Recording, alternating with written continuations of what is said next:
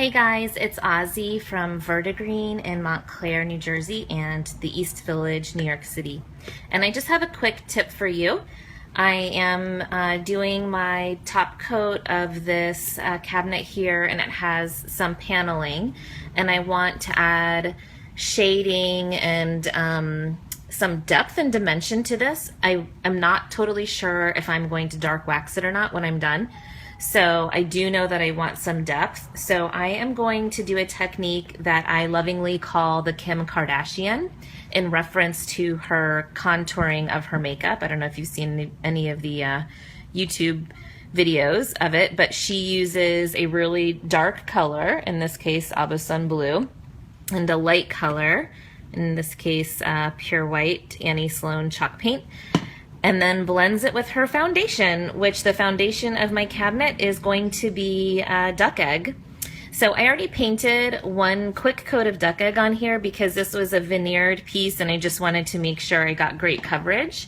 So my first coat, my base coat, is duck egg, and now I'm going to take my darker color, which is the Aubusson here, with a little baby detail brush, and I am going to go inside the low points with my detail brush.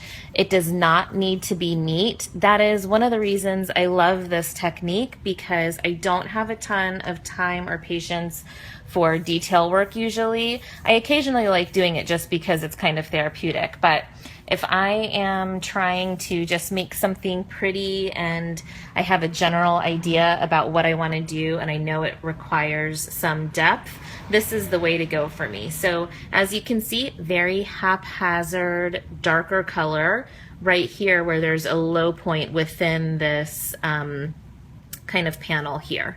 It's a little recessed. I don't know if you can see that. There you go. Okay, so now I'm going to take my duck egg and I'm immediately going to blend that in. This is a technique that Annie calls a wet on wet technique.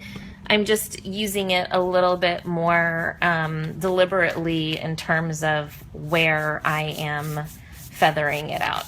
So as you can see, I am just kind of quickly, lightly going over the surface and not entirely avoiding the Aubusson, but just letting my brush sweep over it so it just feathers nicely into some beautiful dimension. So let's see if I can move my camera so you can see that.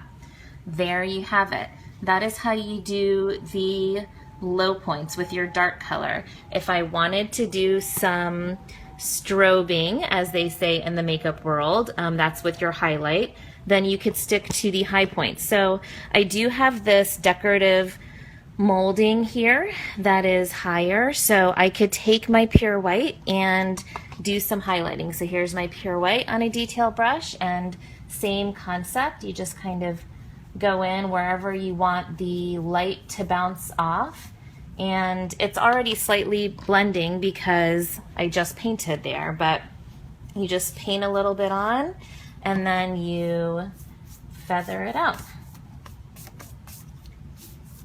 And it's hard to tell because it's still wet, but that's going to dry really nicely and it'll be a little lighter here. And you see some of it's not completely blended, but I like that look. It's nice and textury and beautiful. So there you have it. That corner is done.